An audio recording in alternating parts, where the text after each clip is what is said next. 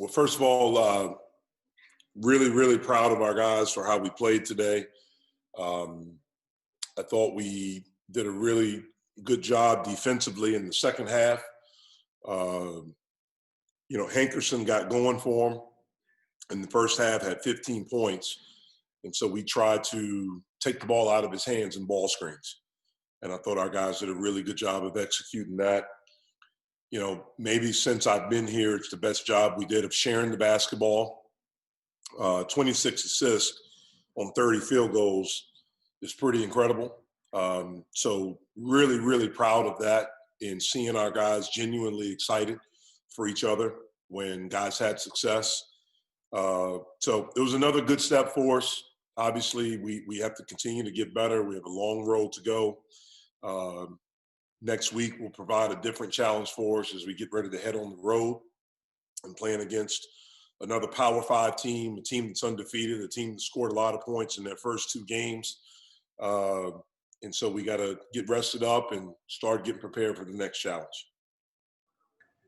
Jeff, in the first 10 minutes of the second half, I think they only had 3 field goals. It seemed like you kind of extended the defense. Is that something you wanted to do to try to make them uncomfortable? Yeah, we did. We knew coming in that they had turned the ball over, a little bit in their first 2 games, and they were without one of their, better guards in Cochran. And so we wanted to do that. The main thing we wanted to do was to get the ball out of Hankerson's hands. He had 15 points in the first half, and so we just every time they put him in a ball screen, we wanted to blitz him. And our guys did a good job of executing it.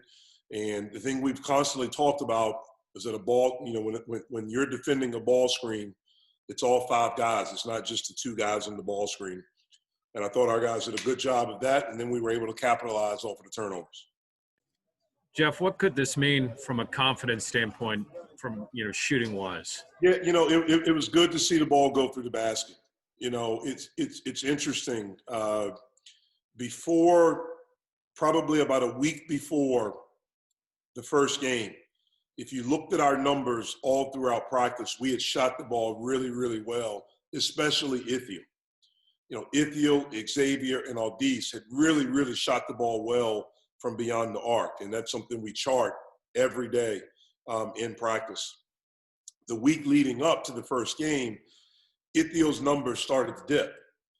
And I really think a big part of it was nerves. I think he wants to do well so badly, and he's such a good kid, and he's been waiting and waiting for over a year for this opportunity. And I think you're starting to see him to get more comfortable out there on the court.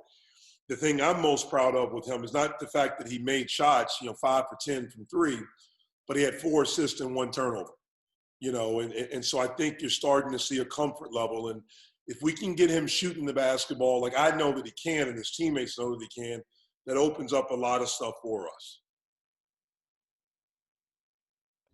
Jeff, what did you see in this matchup tonight that you thought would be more favorable to putting Terrell Brown in? I know that he didn't play the last game, but what did you see tonight where you thought that he can make an impact? Well, again, everything is determined by what guys do in practice, what we see in practice.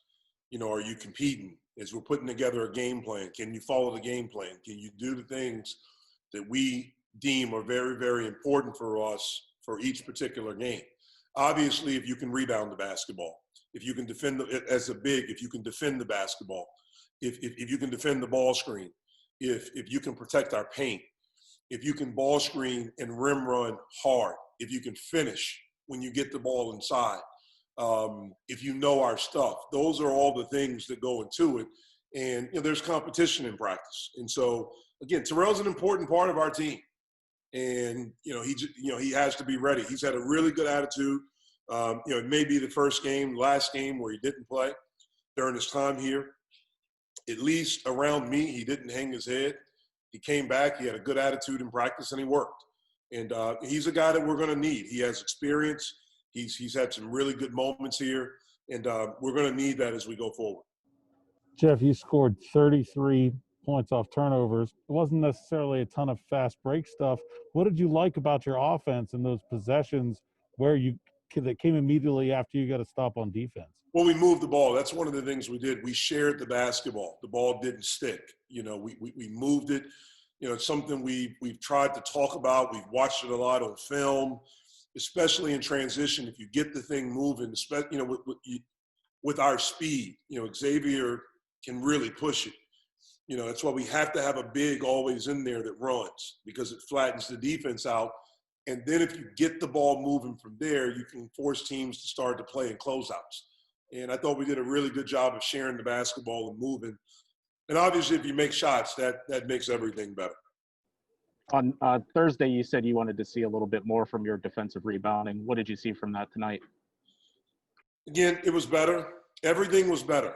Again, I think our team is starting to become more comfortable. We're starting to figure some things out. I mean, as I go back and I especially think about that first game, I mean, it was so weird. It was weird for me. It was eerie. I can't imagine for an 18-year-old to 21, 22-year-old. And I just think we're starting to become a little bit more comfortable. I think we're starting to gain a little bit more confidence. I think we're starting to understand each other a little bit more in competition, and things like that. I mean, but it's not, everything's not fixed right now. Today was a good day. We got to get back and get back on the horse and keep working. What are the biggest ways that you see that you're talking about the increased comfort there? What are the biggest ways as a coach, even beyond stats, that you see it in practice and games? The reads that guys are making, being able to carry over some things that we've talked about in film, that we've talked about on the court, that we've tried to teach, and to see it. We push it in transition, if we swing it, and all of a sudden now you have the defense playing in closeouts. We had some really good post passes today. That's something that we've struggled with in practice. It's something we've really tried to work on. We've tried to do some different things, breakdown. The ball screen defense, when we went to blitz in the ball screen, to trap in number one, our guys executing that, being able to execute that. The guys off the ball, being able to get deflections to anticipate. All of those things show, to me, signs of growth. Jeff, you talked about the assists, and I know that was something you guys had been talking about all practice, was that extra pass and unselfishness. Do you feel like that's something that maybe you talked about guys panicking, maybe the kind of wasn't in their heads as much as it needed to be in the first two games? Well, I thought it was there in the second game. I thought we did a better job in the second game. I think in the first game, I think everyone was just shook. And part of it was that St. Francis punched us in the mouth. That's what it was. And sometimes when that happens, you have, especially veteran guys, that, you want to change it so bad. And sometimes you can get ahead of yourself. You can go a little bit too fast.